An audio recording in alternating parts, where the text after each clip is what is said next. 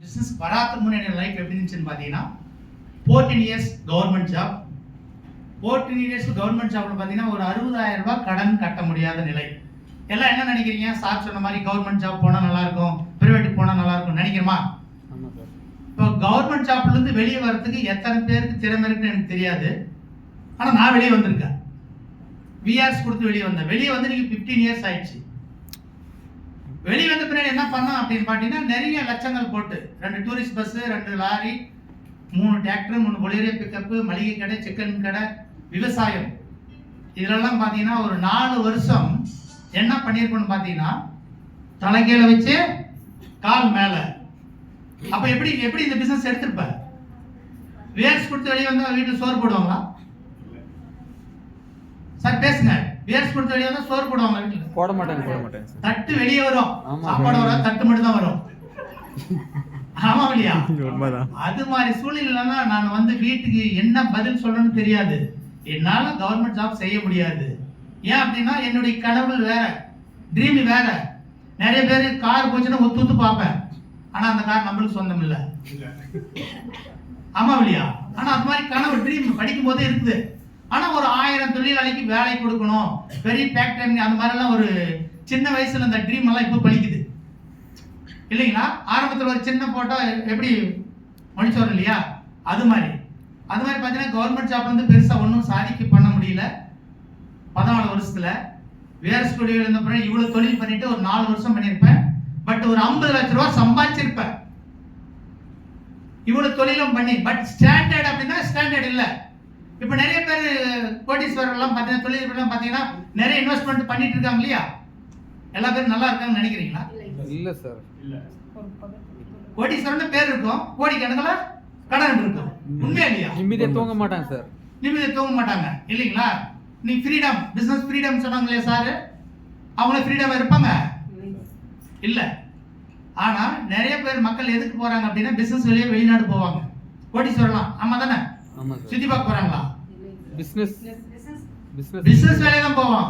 ஆனா வெஸ்டேஜ் கம்பெனிகள் வந்து 4 வெளிநாடு சுத்தி பார்த்து வந்திருக்க ஃப்ரீயா.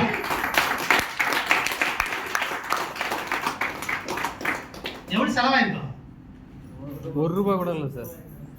1 ரூபாய் இல்ல, நம்ம கம்பெனி இருக்கிறதுனால நமக்கு 1 ரூபாய் கூட இல்ல. ஆனா அது மாதிரி நம்ம சுத்தி பார்க்கறதுக்கு வாய்ப்பு கிடைக்குதா? இல்ல. யாராவது கூட்டு போறதுக்கு கைட் பண்றாங்களா? இல்ல. யாராவது நினைச்சு பார்த்துருக்கீங்களா? எத்தனை பேர் பாஸ்போர்ட் எல்லாம் எடுத்துருக்கீங்க? இல்ல. எடுக்காம நிறைய பேர் இருக்கிறோம் இல்லையா? வெஸ்டேஜுக்குள்ள வந்தாவே எல்லாரும் நான் சொல்றது என்ன தெரியுமா? பாஸ்போர்ட் எல்லாம் எடுக்கணும். கரெக்டுங்களா? ஏன்? அந்த ட்ரீமிங் உள்ள போனா மட்டும்தான் நம்ம மூளையே வேலை செய்யும். நம்ம எப்படியாவது ஃபாரின் போயிடணும். ஃபர்ஸ்ட் டைம் ஒரு ஃபாரின் போயிட்டு வந்துட்டீங்கன்னா பக்கத்து வீட்டுக்காரர் என்ன பண்ணுவோம் தெரியுமா? பத்திக்கு தெரியும் அவனுக்கு. ஆமா இல்லையா? உண்மைதான் சார். இந்த பிசினஸ் எனக்கு தெரியாத ஒரு 2.5 வருஷமா பாத்தீங்க அப்படின்னா யூசர் தான் யூஸ் பண்ணிட்டு இருந்தேன். அதுக்கு பின்னாடி தான் ஒரு 2.5 வருஷத்துல பாத்தீங்க அப்படின்னாக்க இந்த காசு வந்ததுன்னு தெரியாது, ஒன்றும் தெரியாது. ஒரு நம்பர் கொடுத்தாங்க, நான் நம்பர்ல பர்ச்சேஸ் பண்ணிக்கிட்டு இருந்தேன். கடைசியில் அந்த 2.5 வருஷத்துல வந்து எனக்கு இன்கம் பார்த்தீங்கன்னா 40,000 ரூபாய். ஐடி நம்பர், பாஸ்வேர்டு தெரியாது, பாஸ்வேர்டு எடுத்து தெரியாது, நம்பர் மட்டும் தெரியும், பர்ச்சேஸ் பண்ணுவேன். அதுக்கு முன்னாடி பார்த்தீங்க அப்படின்னா விக்டோரியா மேடம் தான் எங்களுக்கு வந்து இந்த கூப்பிடுறாங்க, உங்களுக்கு அவார்டு இருக்கு, நீங்கள் சென்னை வேணும் கூப்பிடுறாங்க. அப்போ போயிட்டு இருக்கிறோம். அப்போ பார்த்தீங்கன்னா சின்ன மொபைல், இந்த ராஜா சார் வச்சுருக்க பாருங்க, இந்த சின்ன மொபைல் தான். அப்போ எல்லாம் ஒரு 60 பேர் உட்காந்துருக்காங்க. முதல் சீட்டில் நான் உட்காந்துருக்கேன். அப்போ இதில் எல்லாம் யாருக்கெல்லாம் வாட்ஸ்அப் மொபைல் இல்லைன்னு கேட்குறாங்க. நான் மட்டும்தான் கை தூக்குறேன். பின்னாடி திரும்பி பாருங்க அப்படின்னா எல்லாருமே கை தூக்கல யாருமே. அப்போ எனக்கு எப்படி இருக்கும்? மானமா இருக்குமா இருக்காதா? உங்களுக்கு தான், எனக்கு இருந்துச்சு.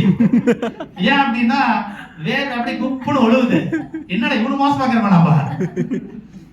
அந்த மாதிரி ஒரு காலகட்டத்துல நாளைக்கே போய் மொபைல் வாங்குறீங்க, வாட்ஸ்அப்ல இருந்து வரீங்கன்னு சொன்ன மாதிரி அதே மாதிரி வாட்ஸ்அப்ல வந்தேன். அன்னைக்கு மேடெல்லாம் பாத்தீங்கன்னா ஃப்ரீயா இருக்காங்கன்னா 10:30 மணி 11 மணிக்கு தான் கால் பண்ணுவாங்க. யாரெல்லாம் பாத்தீங்க, எப்படி பிசினஸ் போயிட்டு இருக்கு, நேம் லிஸ்ட் எல்லாம் போட்டீங்களான்னு கேட்பாங்க. நம்ம பேன ஒதுருவோம், யாரெல்லாம் பேச தெரியாது அப்படின்னு இல்லைங்களா? ஆனா பிரான்ச் டைரக்டர் அப்ப ஒண்ணுமே தெரியாது. அதுக்கு பின்னாடி தான் இந்த பிசினஸை கத்துக்கிட்டு கொஞ்சம் கொஞ்சமாக கற்றுக்கிட்டு நாலேஜ் எடுத்துக்கிட்டு சில்வர் முடித்தேன். சில்வர் படிக்கும்போது 18,000 ரூபாய் இன்கம் எனக்கு. அப்போ மேடம் வந்து பாலக்கோடுக்கு இன்வைட் பண்ணியிருக்கிறோம். அந்த மீட்டிங்கில் வந்து பார்த்தீங்கன்னா நிறைய பேர் என்னுடைய 18,000 இன்கம் பார்த்து நிறைய பேர் கூட்டங்கள் நிறைய பேர் வந்தாங்க. அப்போ மேடம் இருக்காங்க. மேடம் வந்து 12th தான் படிச்சிருக்காங்க, 12வது படிச்சிருக்காங்க. இன்னைக்கு 5 லட்ச ரூபாய்க்கு மேலே வாங்கியிருக்காங்க. அப்புறம் ஒரு லேடி வாங்கியிருக்கும் போது நம்மளால வாங்க முடியாது அப்படின்னு சேலஞ்சு பண்ணோம். கரெக்டுங்களா? அப்போ எல்லாராலும் அந்த சேலஞ்ச் எடுத்ததுனால தான் நம்ம வளர்ந்துட்டு இருக்கிறோம். கரெக்டா இல்லையா? அப்ப எத்தனை பேருக்கு சேலஞ்ச் எடுக்கணும்னு தெரியாது. மேடம் சொல்றது எத்தனை பேர் எடுத்துக்கிட்டீங்கன்னு தெரியாது. எடுத்தவங்கன்னா நீங்க வளருவாங்க. கரெக்டுங்களா? வெஸ்டேஜுக்குள்ள வந்தபடி என்னுக்கு என்ன நடந்தது? 4 ஃபாரின் ட்ரிப் போயிட்டு வந்திருக்கேன். 10 லட்ச ரூபாய் ஒர்த்துள்ள பலினோ கார் வாங்கியிருக்கு. கீழே நிக்குது.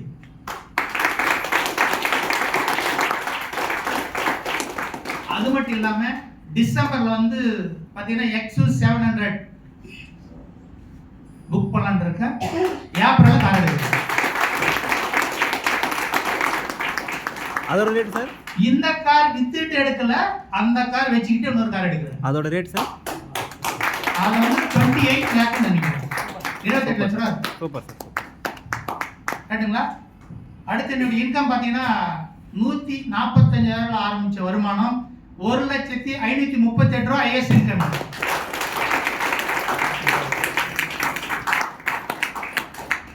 உங்களுக்கும் வேணுமா? வேணும் அப்படின்னா ஒரு 20 நிமிஷம் மேடம் பேசுவாங்க. அதை எல்லாமே சுவிட்ச் ஆஃப் பண்ணிட்டு இந்த மாதிரி வீடியோ எல்லாம் வேண்டாம். அவங்க என்ன கேட்கறாங்களோ கரெக்டா போதும். எல்லாருமே வின் பண்ணலாம். இந்த மேடை உங்களுக்கும் சொந்தம். Visual thank you.